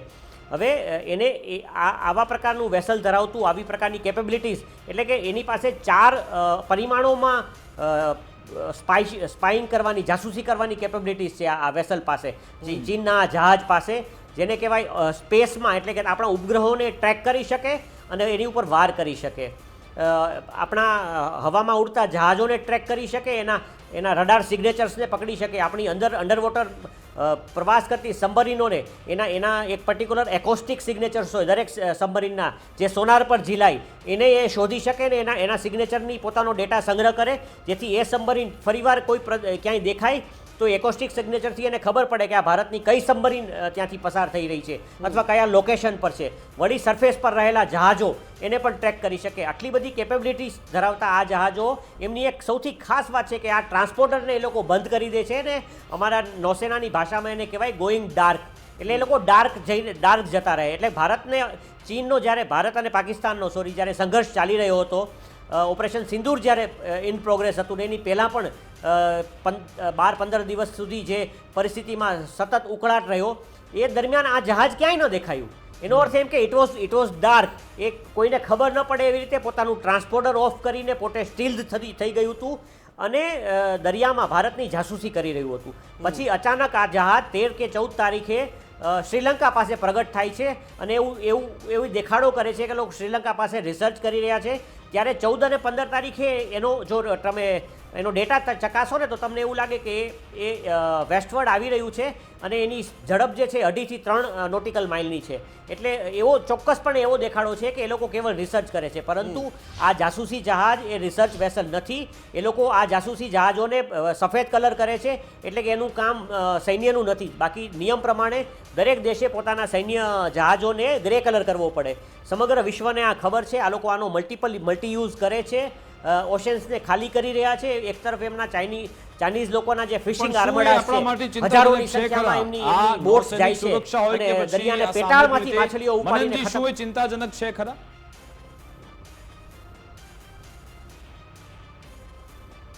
જી, ભારત માટે અને સમગ્ર વિશ્વની સુરક્ષા માટે પાકિસ્તાનના આ જહાજો બહુ ચિંતાજનક છે. ભારતે શ્રીલંકાના હમ્બનટોટા પોર્ટમાં જ્યારે આ જહાજ ગયા વર્ષે જ્યારે ડોકિંગ કરવા માટે આવ્યું ત્યારે ભારતે બહુ મોટો આનો વિરોધ કર્યો હતો અને ભારત હજી એનો વિરોધ કરી રહ્યું છે. પરંતુ આંતરરાષ્ટ્રીય વોટર્સમાં, ઇન્ટરનેશનલ વોટર્સમાં જ્યારે આ જહાજો ફરી રહ્યા હોય ત્યારે ફ્રીડમ ઓફ નેવિગેશન છે એને તમે રોકી ન શકો. હા, ભારતના EEZ એટલે એક્સક્લુઝિવ ઇકોનોમિક ઝોનમાં આપણે એને પ્રવેશવા દઈએ નહીં, અને એને એના સિગ્નલ્સને જામ કરવા માટે પણ ભારતે કેટલીક તકનીકો વિકસાવી છે. આપણા સેટેલાઇટ્સ, આપણા વિમાનોમાં થોડી ટેકનિક્સ એવી લાગેલી છે, એની વિશે બહુ ડિટેલમાં વાત નહીં કરું. Okay. પણ ભારતે એને ડિફેન્ડ કરવા માટેની આપણી વ્યવસ્થાઓ ઘણી વિકસાવી છે. પરંતુ વિકાસજી અને મુફદ્દલજી, ચાઇના પાસે આવા મેઇન સ્ટ્રીમ એટલે બહુ અત્યાધુનિક કહેવાય એવા 5 થી 6 જહાજો છે, ઉપરાંત 13 બીજા ટોટલ 13 સ્પાઈ શિપ્સ છે એમની પાસે, કે જે સમગ્ર વિશ્વની એમ કહી શકાય કે ફ્રીડમ ઓફ નેવિગેશન અને વિશ્વની જે દરિયાઈ જે વેપાર છે કે સૈન્ય છે એ બધા માટે ખતરો છે. તો હવે આ જે ચીનનું જે વલણ રહ્યું છે, ચીન જે પ્રકારની ગતિવિધિ ચલાવી રહ્યું છે, અરુણાચલવાળા અહેવાલ પણ આપણી સામે આવી રહ્યા છે કે ત્યાં પણ ફરી કોઈ નાપાક હરકત ચીન કરી રહ્યું છે.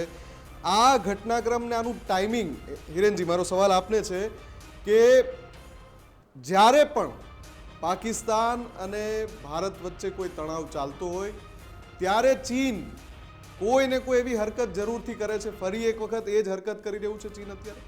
જો આપણે ભારત અને પાકિસ્તાનના યુદ્ધમાં ચકલી અને બાજ વચ્ચેનું, કદાચ બાજ પણ નહીં ગરુડ વચ્ચેનું યુદ્ધ કહી શકાય, અને આપણે ફૂલ્લી ઓક્યુપાઈડ હોઈએ તો જ આપણને આ ચિંતાનો વિષય બને. આપણે ફૂલ્લી ઓક્યુપાઈડ નથી. આપણે આપણી સૈન્ય શક્તિનો માત્ર 10%થી વધારે ઉપયોગ નથી કર્યો હજુ, એ સમજી લેજો. એટલે આપણી પાસે 90% આપણું સૈન્ય છે, એ જ્યાં લાગેલું છે ત્યાં બરોબર તૈનાત છે. તમામ સરહદો આપણી સંપૂર્ણપણે સુરક્ષિત છે, અને આપણી પાસે ઘણી ટેકનોલોજીઓ છે જેની આપણે ડિસ્કશન અહીંયા પબ્લિક પ્લેટફોર્મ ઉપર ન કરવી જોઈએ. પરંતુ આપણે બિલકુલ ચિંતાનો વિષય નથી. આપણી એક પણ સરહદમાં જે 45 કિલોમીટર અંદર અરુણાચલથી ભારતની અંદર ચીન હતું, એ સ્થિતિ આજે નથી રહી. આપણે એના સરહદ ઉપર બનતા ગામોની વાત કરીએ કે આપણે જે પ્રકારે આપણી કૈલાસ માનસરોવર યાત્રાનો જે રૂટ આપણો લાંબો હતો, જે ફરીને જાય છે, ખાસ કરીને આપણે જ્યારે બોર્ડરના નકશામાં જોઈએ છીએ તો એ ફરીને જવું પડતું હતું અને વેપાર કરવો પડતો. આજે ચીન માટે પણ ઘણું બધી જરૂરી છે કે ભારત નેપાળની સરહદ બાજુથી ચીન ભારતની ભૂમિ ઉપર નિર્ભર છે, અને એ સ્થિતિમાં ચીન સૌથી વધારે મોટો આ વિશ્વનો વેપારી છે, અને વેપારી વેપારને જ જોવે. પરંતુ એક જ બાબત ખાસ ધ્યાનમાં રાખવાની છે ચીન અને પાકિસ્તાન બંનેની બાબતમાં. ચીનના હાંગતુંગ સે નામના એક જે ગાંધીજી જેવા નેતા હતા, એણે બહુ સરસ વાત કરેલી, સરસ ન કહેવાય પણ એ ચીન માટે કે આવી શીખ આપેલી એના રાષ્ટ્રપિતાએ કે 4 કદમ તમે દુશ્મનની જમીન ઉપર ચાલો, અને જો એ પ્રતિકાર કરે તો 2 કદમ પાછા આવો, એટલે કે 2 કદમ જમીન હજુ પણ તમારી પાસે રહી જશે. આ પ્રકારની સ્થિતિ હતી. અને પાકિસ્તાન માટે ફરી એક રમૂજવાળી વાત મારે યાદ કરાવી છે કે કદાચ પાકિસ્તાન વિશ્વના અન્ય દેશોને ટેકો આપવા માટે કોઈ દબાણ કરી શકે એમ હોય તો એક જ બાબત છે કે અમે તમારી લોન રીપે નહીં કરીએ. અને બીજું જે પાકિસ્તાનને એના મનમાં ડર છે, જે ભારત પ્રેશર બનાવી રહ્યું છે કે આ લોકોના પરમાણુ હથિયાર હવે લઈ લો, અને આપણું સ્ટેન્ડ એ જ છે કે જો તમે ઈરાકમાંથી સદ્દામ હુસેન છે એ જો આવું વેપનાઇઝ તૈયાર કરતા હોય કે લાખોની સંખ્યાને નુકસાન થશે તો તમે અમેરિકા ત્યાં ઘૂસી જાય છે. ઈરાન પર જે IAEA સતત નજર રાખી રહ્યું છે, નોર્થ કોરિયા પર નજર રાખવામાં આવેલી છે, તો શું પાકિસ્તાન પર પણ એવી બાજ નજર રાખવી જ પડશે આ બધી સંસ્થાઓએ? વિકાસજી, મારે અહીંયા ઋષિ જમદગ્નિ યાદ કરવા છે, અને ઋષિ જમદગ્નિના સુપુત્ર એટલે ભગવાન પરશુરામ. અને ભગવાન પરશુરામ એક સમયે ન ક્ષત્રિયાણી ન શસ્ત્રાણી આ પ્રકારના એક સૂત્ર દ્વારા શસ્ત્રોનો નાશ કરેલો હતો. પાકિસ્તાનની અંદર રહેલા તમામ શસ્ત્રોનો નાશ કરવાની આ વિશ્વની જરૂર છે, માત્ર ભારતની જરૂરિયાત નથી. આ વિશ્વના અનેક દેશોમાં આતંકવાદને પોષવાનું કામ કરી રહ્યો છે, અને એકમાત્ર પાકિસ્તાનને જો સંપૂર્ણપણે એના તમામ શસ્ત્રો છે એ લઈ લેવામાં આવે તો વિશ્વના દેશો પણ સુરક્ષિત રહેશે. હિરેનજી, એ કામ ભારતે જ કરવું પડશે, કેમ કે આ બધાને જે લાડવો લેવો છે પાકિસ્તાન પાસેથી, એ અમેરિકા હોય, એ ચીન હોય, બધાને લાડવો લેવો છે, બધાના સ્વાર્થ છે, એટલે બધા દેખાડો કરી રહ્યા છે. માત્ર ભારતનો હેતુ છે કે જ્યાં સુધી આતંકને સંપૂર્ણપણે નેસ્ત નાબૂદ ના કરવામાં આવે, આતંકનો સંપૂર્ણ ખાત્મો ન થઈ જાય, ત્યાં સુધી ઓપરેશન સિંદૂર ચાલુ રાખવાનું છે. એટલે સમય આવી ગયો છે કે ભારતે જ એ પહેલ કરવી પડશે. આ લોકોના એ આતંકી ઠેકાણા હોય કે પછી આખા વિશ્વમાં આતંક ફેલાવવા માટે જ્યાં શસ્ત્રોનો જખીરો રાખ્યો હોય એ શસ્ત્રાગાર હોય, ભારતે જે કામ કરવું પડશે. હિરેનજી, આપણા ગુજરાતી શબ્દકોશ અને આપણે કહેવત સંગ્રહમાં એક બહુ સરસ કહેવત છે કે લાડવા 4 ને બાવા 12. અહીંયા લાડવોની વાત તો એક બાજુ રહી, રોટલો નથી પાકિસ્તાન પાસે, આ સ્થિતિ છે. પણ વ્યૂહાત્મક રીતે કદાચ એક વાત એવી ચાલે છે કે ભારતનો જે વિકાસ થઈ રહ્યો છે કૂદકે ને ભૂસકે, આપણે જે રીતે જોઈએ તો મિલેનિયલ જનરેશનમાંથી આપણે કેટલી ઝડપથી આપણે જેન ઝેડમાંથી જેન આલ્ફા પર પહોંચી ગયા.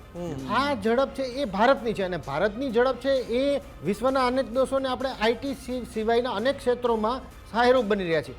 પરંતુ કેટલાક દેશોને એ પણ ખટકે છે કે ક્યાંક ભારત જે ગઈકાલે જે રશિયાના વિદેશ મંત્રી છે સર્ગેઈ લાવ્રોવ, એમણે જ કહ્યું હતું કે પશ્ચિમી દેશ એશિયાને યુદ્ધની આગમાં ધકેલવા માંગે છે, એમણે પોતે કહ્યું. એક્ઝેક્ટલી. એટલે હવે જો વેપન છે એ બિઝનેસ છોડી અને શાંતિ છે એને જો પ્રાથમિકતા નહીં આપવામાં આવે તો વિશ્વના જે દેશો આ પ્રકારની પ્રવૃત્તિ કરતા હશે એ દેશોને પણ ભોગવવાનો વારો આવવાનો છે, અને વારો આવેલો પણ છે. એટલે પ્રૂવન કેસ હોવા છતાં જો આ પ્રકારે આ વિશ્વના દેશો કરે છે તો એ દેશોમાં ખાસ કરીને જ્યારે પાકિસ્તાનમાંથી તમને ઓસામા બિન લાદેન મળે અને એ જ ઓસામા બિન લાદેને ટ્વિન ટાવર ઉપર હુમલો કરીને ટ્વિન ટાવરને ધ્વંસ કર્યા, કેટલા બધા લોકો શહીદ થયા, લોકોની જીવ ગયા, તો એ અમેરિકાની જનતાને ખબર છે. ત્યારે અમેરિકાની જનતા સ્વાભાવિક રીતે ભારત જે કરી રહી છે જે કાર્યવાહી એ તો અમેરિકાએ કરવી જોઈએ એવું બોલે છે. આ સૂરો પણ ઉતરી રહ્યા છે. આવા પણ કેટલાક વિડીયો છે, એને પણ હું તો કહું છું મીડિયામાં આપ બતાવો કે લોકો એમ કહે છે.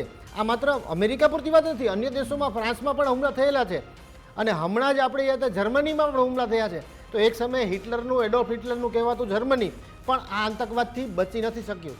એટલે સમગ્ર વિશ્વ યુએને ખાસ કરીને એક શાંતિ સેના જે છે એનો ઉપયોગ પાકિસ્તાનમાંથી સંપૂર્ણપણે સમયનો અભાવ છે. એટલે મનનજી, આપની ક્લોઝિંગ કમેન્ટ કે આ પાકિસ્તાનને ઠેકાણે પાડવા માટે એક તો એનું ફંડ બંધ કરો અને એના હથિયાર લઈ લો, આ એજન્ડા હવે જોરશોરથી આગળ ચાલવો જોઈએ.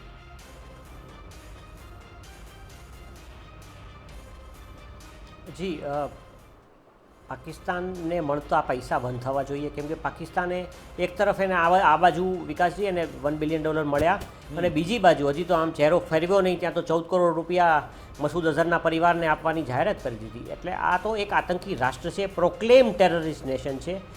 એને એના બધા હથિયારોથી એને સ્ટ્રીપ કરી દેવું જોઈએ, પણ આ થશે કે નહીં આપણને ખબર નથી. એટલે ભારતે એક આ છે ને ઓપરેશન સિંદૂર એ એક હાઇબ્રિડ વોરનું મોડેલ છે, એક એવું યુદ્ધ કે જે આજની પરિસ્થિતિઓ માટે આવશ્યક છે.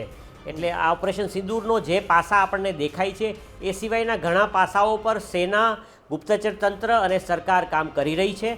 અને હું સમજું છું ત્યાં સુધી પાકિસ્તાન જેવા દેશને કે જેણે ભારત વિરુદ્ધ એક હાઇબ્રિડ યુદ્ધ 3-4 દશકથી ચલાવ્યું, એને હાઇબ્રિડ યુદ્ધ વડે જ ભારત ખતમ કરશે. કન્ફ્લિક્શનલ જે નોર્મલ જે વોરફેર, કન્વેન્શનલ જેને યુદ્ધ કહેવાય એવી રીતે નહીં, પરંતુ અલગ અલગ ડોમેઇનમાં એની સાથે યુદ્ધ લડીને એને પૈસે ટકે ખતમ કરો, એનું પાણી ખતમ કરો, એના અંદરથી એના કટકા થઈ જાય, અંદર વિદ્રોહ થાય, એમાં જ્યાં શક્ય હોય ત્યાં ભારત મદદ કરશે. એટલે ભારત અલગ અલગ રીતે પાકિસ્તાનને તોડશે.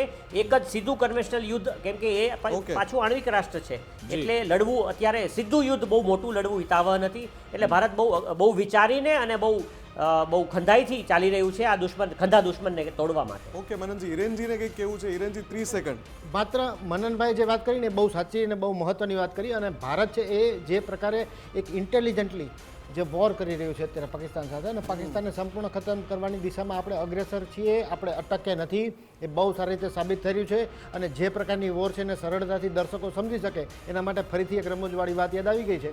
એ અજીત વિલન હતા, એમણે એક ડાયલોગ કહેલો, इसे लिक्विड ऑक्सीजन में डाल दो, ऑक्सीजन उसे मरने नहीं देगा, लिक्विड उसे मरने नहीं देगा और ऑक्सीजन उसे जीने देगा. આ સ્થિતિમાં પાકિસ્તાનને મૂક્યું છે. આપણે શરૂઆત પાણીથી કરી, હવાથી કરી, આપણે એની તમામ સપ્લાયો બંધ કરી છે, ઇન્ટરનેશનલ હેલ્પ ન મળી શકે એ પ્રકારની સ્થિતિ ઊભી કર્યા છે. સાથે સાથે આપણી ભારતીય સેનાના ફટકાઓ ચાલુ જ છે. બિલકુલ, એટલે કે પહેલા પાણી બંધ કર્યું, હવા બંધ કર્યું, હવે આપણે હથિયાર લેવાના છે, ફંડ પણ એમનું બંધ થશે, બધી બાજુથી આપણે ઘેરવાની તૈયારી કરી છે. અને એ દિવસો દૂર નથી જ્યારે પાકિસ્તાનના 4 ટુકડા પણ થવાના છે ને આતંકવાદનો ત્યાંથી સફાયો થશે. મનનજી, હિરેનજી, આપ અમારી સાથે જોડાયા, ચર્ચા કરી તે બદલ આપનો ખૂબ ખૂબ આભાર. સમય ફાળવ્યો તે બદલ આપનો ખૂબ ખૂબ આભાર.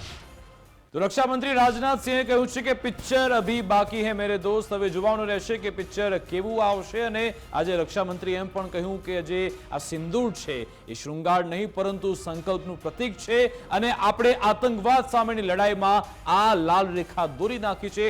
જો તમે આ લક્ષ્મણ રેખાની પાર આવવાનો પ્રયત્ન કર્યો તો તમારા કેવા હાલ થશે એ ઓપરેશન સિંદૂરે તમને બતાવ્યું છે. અને આવનારા વર્ષો છે, વર્ષોને વર્ષ આતંકવાદ સામે જ્યારે પણ લડાઈ લડાશે થશે ત્યારે ઓપરેશન સિંદૂરનો ઉલ્લેખ ચોક્કસથી થશે. અમારી વિશેષ રજૂઆત મુદ્દાની વાત અંતર્ગત બસ આટલું જ. આપ જોતા રહો ગુજરાત ફર્સ્ટ ન્યૂઝ.